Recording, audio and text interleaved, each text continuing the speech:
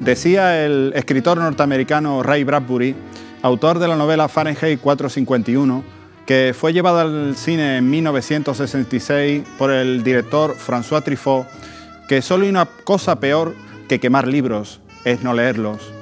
Desde Da Cibao, Semanario Cultural y Literario, pretendemos fundamentalmente eso, que la cultura sea un cruce de caminos, un encuentro, un ámbito en el que nos encontremos. Y para eso atendemos a que la cultura sea aventura para explorar y descubrir, sea conocimiento para entender y comprender, sea sensibilidad para cautivar y seducir, y sea fundamentalmente información que nos haga más libres. Da Cibao, Semanario Cultural y Literario, pretende fundamentalmente ser un espacio abierto, un espacio interactivo en el que los televidentes sean también protagonistas de este espacio que hoy comenzamos. Para ello hemos creado una cuenta de correo electrónico dacibaomariavision.es al cual podréis enviar vuestras colaboraciones literarias e informativas. No obstante, en el apartado de agendas y recomendaciones que otros compañeros os harán propicio más adelante en el programa, os darán más información sobre ello. Hay otro aspecto también interesante que nosotros queremos hacer patente y manifiesto en este programa, y es fundamentalmente dar voz a aquellos que están creando la cultura, pero que no tienen esa dimensión en otros medios convencionales y de mayor ámbito social. Y para ello pretendemos dar voz a esas asociaciones, a esas entidades, a todos aquellos colectivos culturales, artísticos, literarios, poéticos, de la ciudad de Sevilla en concreto, pero también de Andalucía, para que precisamente esos protagonistas del día a día estén presentes aquí y nos hagan patente y manifiesto ese mensaje que hace posible que esa cultura de trama esté presente en la ciudad, esté presente en el ámbito rural, esté presente en el ámbito escolar, esté presente en la calle. El equipo humano de Da Cibao, Semanario Cultural y Literario, lo componen Rosario Muñoz Jiménez, Esperanza García Guerrero, Enrique García Pozo y Ana Alvea Sánchez. Y este que les habla, Pedro Luis Ibáñez Lérida. Y para este primer programa hemos querido invitar a una poeta que ha publicado recientemente su primera obra, Interiores, y se trata de Ana Alvea Sánchez. Hola Ana, ¿qué tal? ¿Cómo estás? Hola. Un placer. Un verdadero placer que hayas venido aquí y que puedas compartir con nosotros este espacio. Para mí también, para mí también. Pues siéntate. Ana, como les decía, ha publicado su primer poemario, Interiores, un poemario que ha cumplido recientemente su primer aniversario de vida. Quería, Ana, que nos explicaras un poco cómo ha sido ese primer año de vida y cuál ha sido tu situación también, tanto creativa como emocional, con respecto a tu primera obra.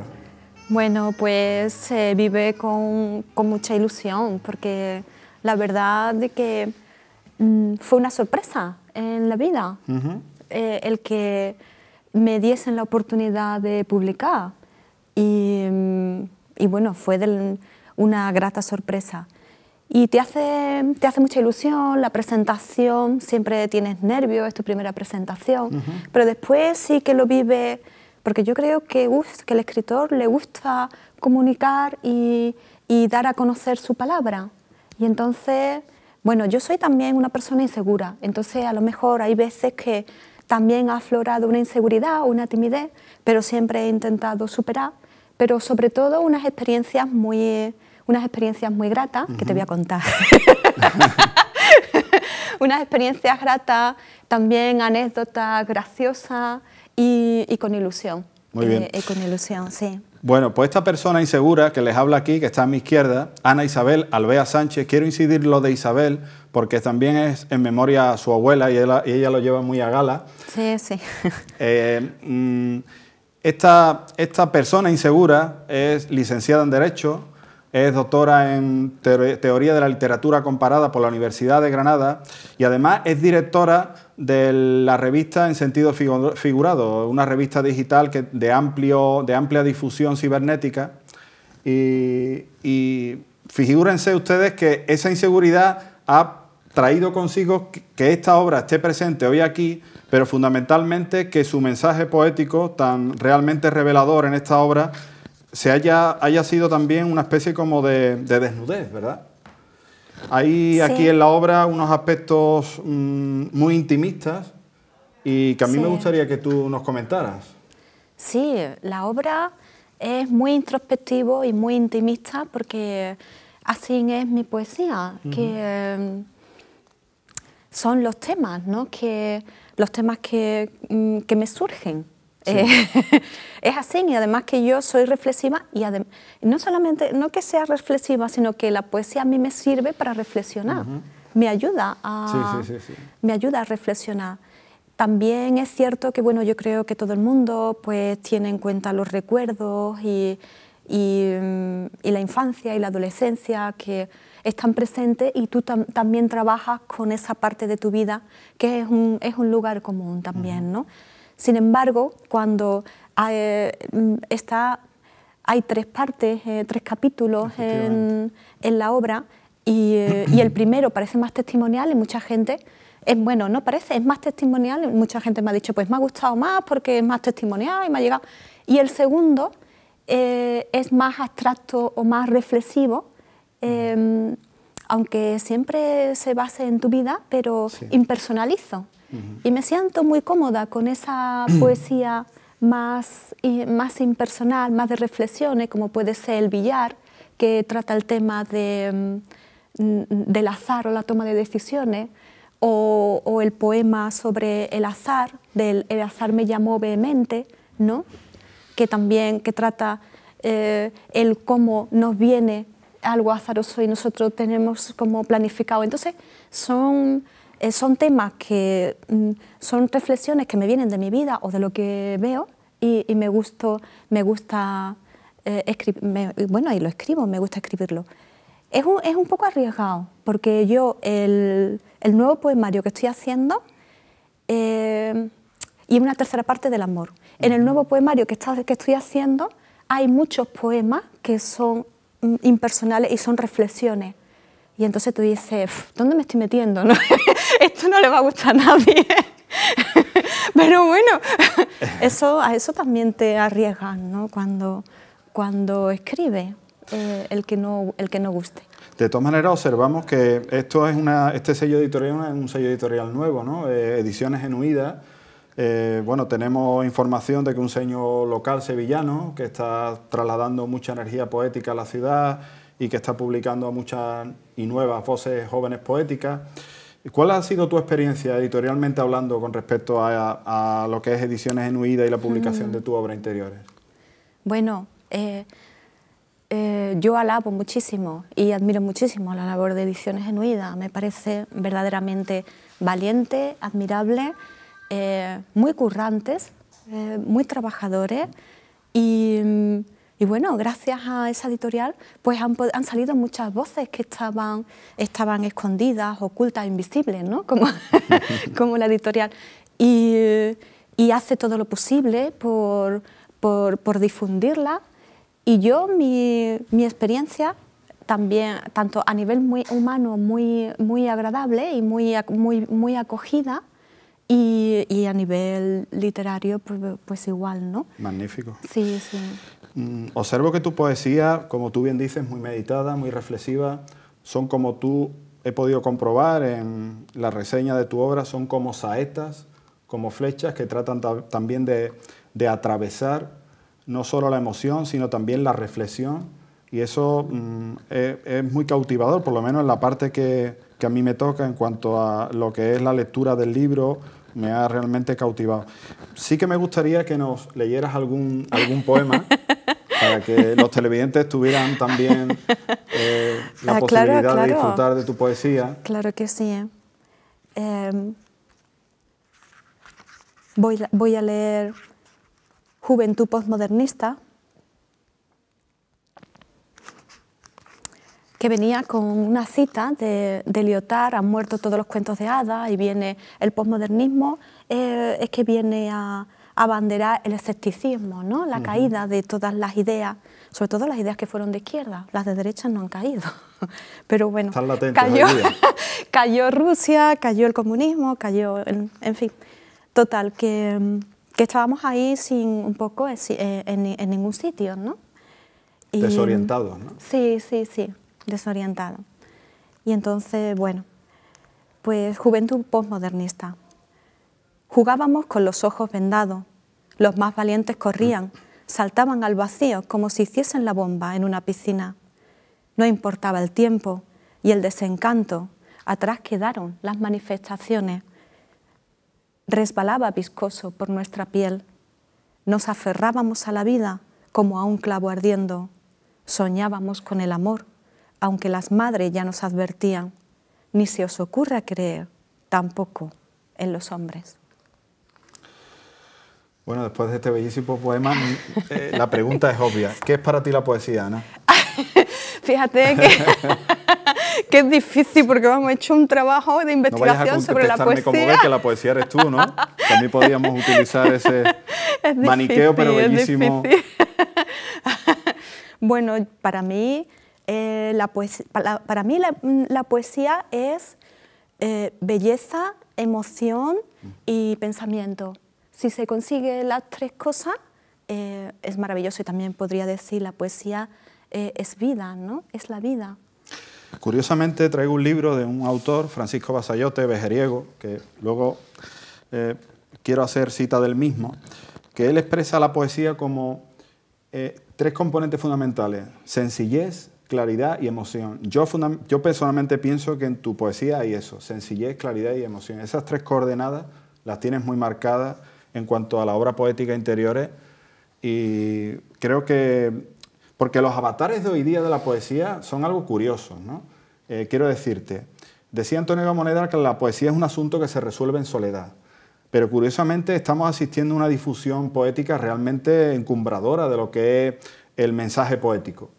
Pero por otro lado, eso a mí me inquieta, porque lo que puede resultar muy evidente, muy de marcado carácter en cuanto a la difusión de la poesía, creo que no hace por discriminar muy bien en lo que es una palabra poética con calidad y la que no es de tanta calidad. Entonces todo se rejunta en un rebufo un poco extraño. Lo digo esto porque salen muchísimas publicaciones, hay muchos actos poéticos, pero claro, luego lo que determina la calidad de todos y cada uno de esos elementos que juegan ahí es lo que a mí también me inquieta. ¿Tú qué piensas de eso? Sobre aquellos elementos que determinan la calidad, bueno, es que eso es como todo, son las entidades de poder que pueden ser los críticos que tengan en los periódicos de gran tirada y te hagan una reseña, sobre todo la crítica, los medios de publicidad que tienen las grandes editoriales, ¿no?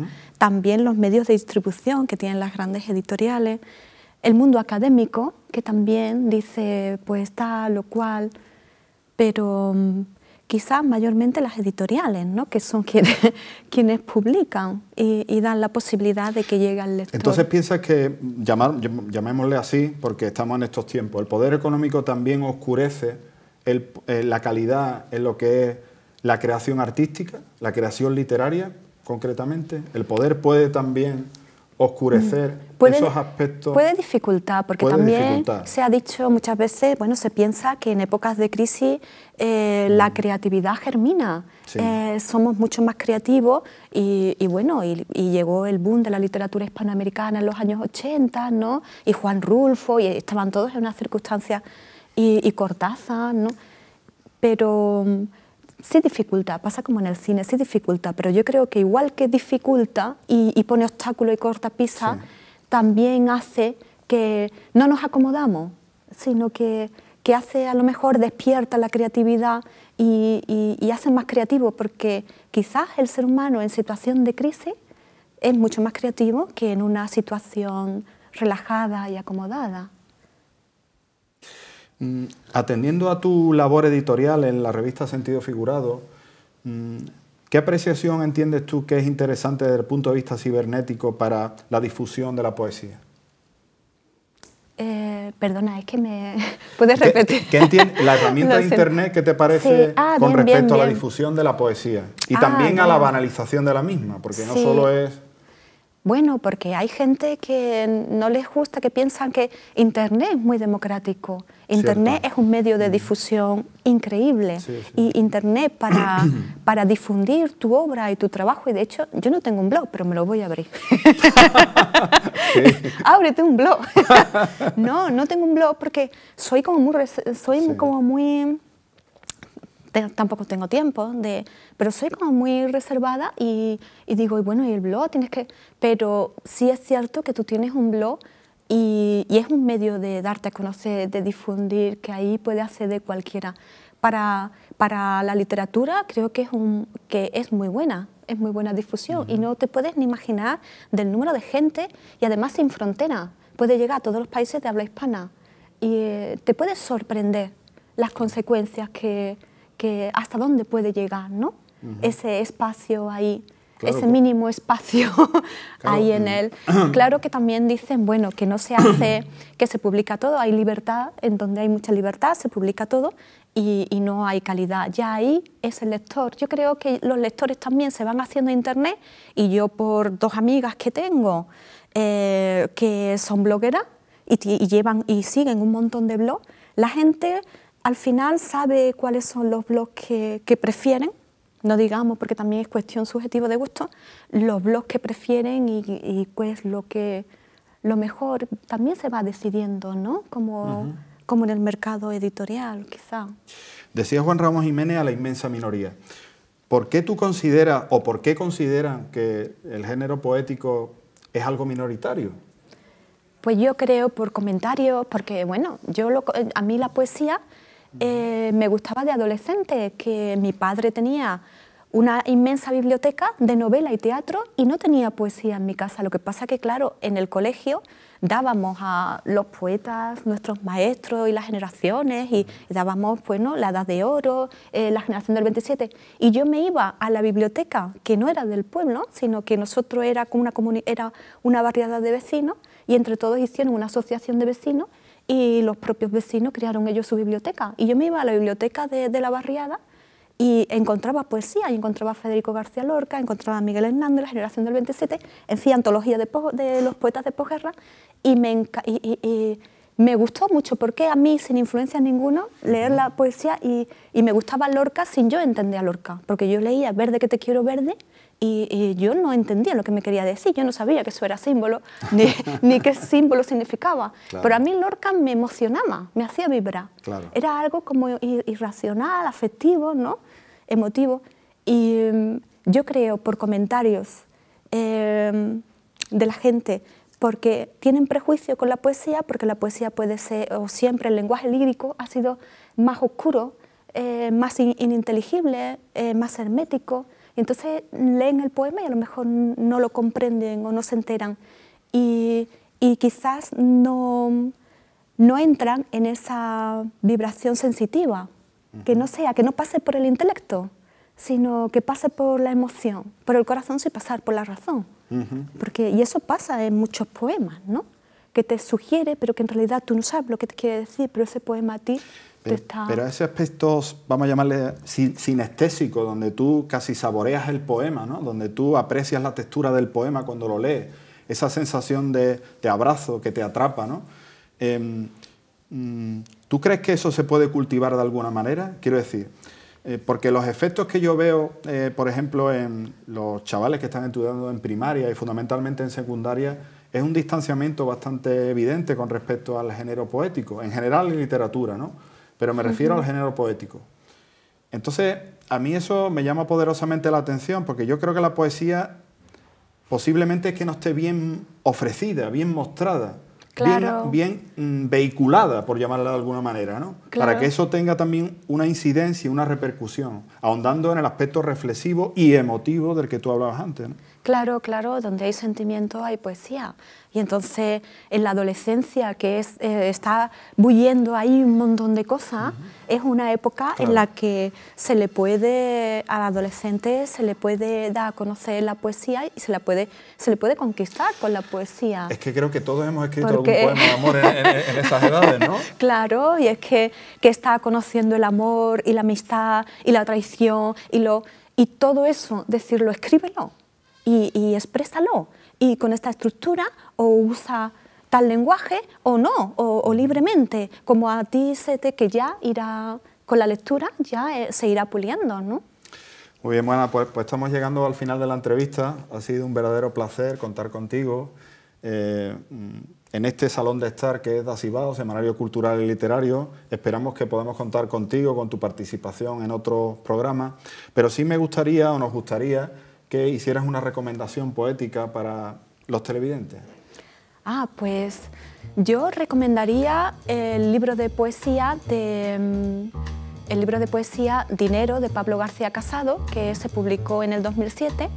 Y aunque sus poemas no son versos, son como microrelatos o bien prosa poética, como ya escribió Baudelaire, Rimbaud, Rubén Darío, nuestro Juan Ramón Jiménez, pero Pablo no usa el lenguaje lírico tradicional, renueva el lenguaje, y es la suya una poética antirretórica y un estilo narrativo, porque cada poema narra una historia que viene en breves pinceladas a transmitir la tragedia, incluso la desesperación, de aquellas personas que se quedan sin trabajo, con hijos a cargo, con su deuda, con los embargos.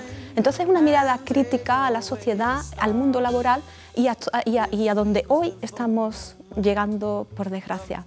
Lo recomiendo por la actualidad del tema y también por el poeta, porque es uno de los poetas de hoy en día más reconocido a nivel nacional y consta en diversas antologías españolas y ha sido traducido a varios idiomas y seguro que os resultará interesante.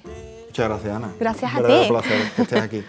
Bueno, pues tenemos que hacer una pausa para los televidentes. Estamos en una televisión inteligente para personas inteligentes y, por tanto, esos 20 minutos de atención y concentración que pueden establecer los televidentes los hacemos aquí ahora pausa para la siguiente entrevista con un personaje muy interesante. Os esperamos.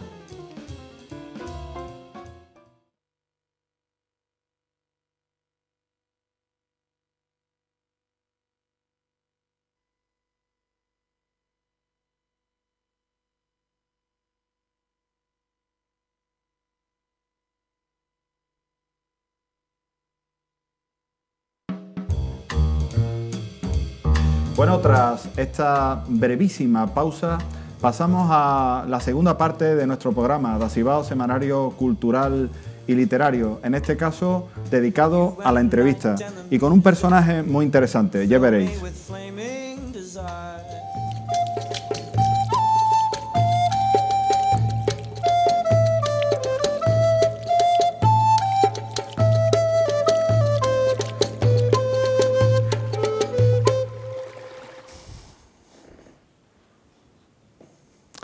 Después de estas bellísimas imágenes del escultor Rodin, uniéndolas a ese ámbito musical de la cultura andalusí, proseguimos Dasivao, Semanario Cultural y Literario, aunando el norte y el sur, las latitudes geográficas en la cultura, la necesidad del mestizaje, la necesidad de la mixtura de la palabra, de la creación artística, de la comunicación, en suma, de la cultura.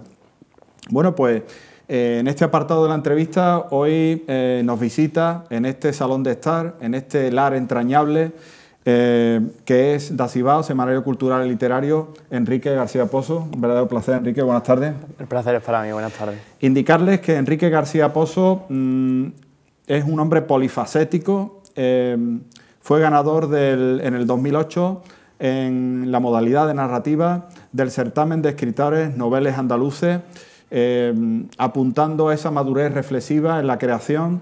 Además, es miembro del equipo de redacción y locutor radiofónico del programa Cronopios, haciendo mención a los personajes de Julio Cortázar, y forma parte de una asociación cultural interesantísima, la asociación Fahrenheit 451, Las Personas Libro de Sevilla, que luego nos comentará, y que su mensaje fundamental es el fomento de la lectura.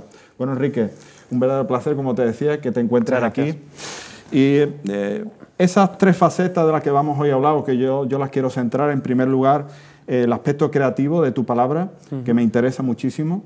¿Qué tal a partir de ser ganador del certamen en la modalidad de narrativa que comentaba anteriormente? ¿Qué tal? Bueno, pues el ganar el certamen me supuso un antes y un después, pero no solamente en mi creación, en mi humilde y escasa, sino un antes y un después en mi vida, porque el ganar ese premio del Pacto de Luz por el Libro hace que automáticamente en verano vayas a una especie de campamento, a la Escuela de Verano de Escritores. Entonces eso te cambia tu percepción no solo de la literatura, sino del mundo.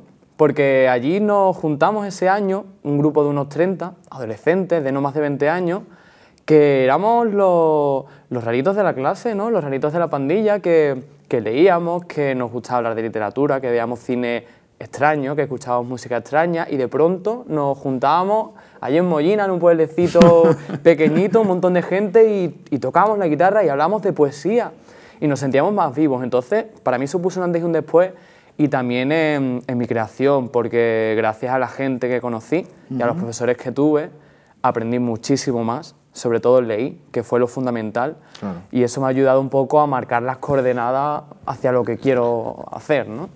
Me parece muy interesante eso de lo que hablas, porque curiosamente escucho a muchos creadores que suelen indicar, no, yo no suelo leer a los clásicos, no suelo leer en general a mucha gente, porque considero que yo tengo y quiero tener mi propia voz. Y yo me cuestiono, digo, bueno, pero realmente ¿cómo se puede tener uno su propia voz sin tener el mínimo de conocimiento sobre lo que otras voces han dicho a lo largo del tiempo? Para precisamente que todo se resuma en esa necesidad de conocer para tú también ampliar y ver otras perspectivas que te den. Claro. ¿Qué piensas de eso? Bueno, obviamente yo creo que enfrentarte al papel ya te tiene que sugerir un respeto a la literatura y sobre todo cómo vas a tener un respeto a la literatura si no conoces y no lees a los clásicos. No sé, la literatura continuamente se va innovando y para innovar tienes que conocer lo que hay y para que te sugiera, que te afloren sentimientos para tú luego hacerlos tangibles en el papel, evidentemente tienes que recurrir a los clásicos continuamente para saber tu origen, ¿no? Para saber de dónde puede venir la voz que empieces a tener. Yo no creo que realmente los que dicen yo no leo los clásicos no los lean y escriban bien. Lo considero muy difícil porque la poesía, la literatura, el acto de crear no es, desde mi punto de vista, algo genético que tengas y ya me pongo a los 3 días de mi nacimiento a escribir la Odisea. No, no, no. Es algo que se va continuamente. Oficio, pues, trabajo. Es un oficio. Claro, claro, un aprendizaje constante. Y además una interpretación también, es decir, es una interpretación de la vida, pero también una interpretación de la realidad que han mostrado los autores a lo largo de la historia. Sí, me parece fundamental recurrir contigo. Continuamente a ellos. Bueno, tengo que decirles que Enrique tiene escasamente 17 años, cursa segundo de bachillerato y como veréis, su madurez reflexiva, su punto de vista tan realmente sugerente e interesante, yo creo que nos debe llamar la atención para precisamente entender que la juventud también tiene aspectos que debemos valorar, entender y conocer. En este caso, como por ejemplo, Enrique en su faceta literaria y también informativa, porque formas parte del programa Cronopio, ¿no? En Radiópolis, aquí en Sevilla. En Radiópolis. Háblame un poquito de qué tal esa faceta. Bueno, pues yo soy un enamorado del periodismo. Siempre me he querido dedicar a ello y desde hace un año hemos tenido la oportunidad de tener un programa. Muy bien. Es un programa cultural, pero es un programa también social y político, es decir, entrevistamos a poetas y también entrevistamos a políticos y hacemos el programa con mucho respeto porque creemos que tenemos una gran responsabilidad al tener un programa en una radio local.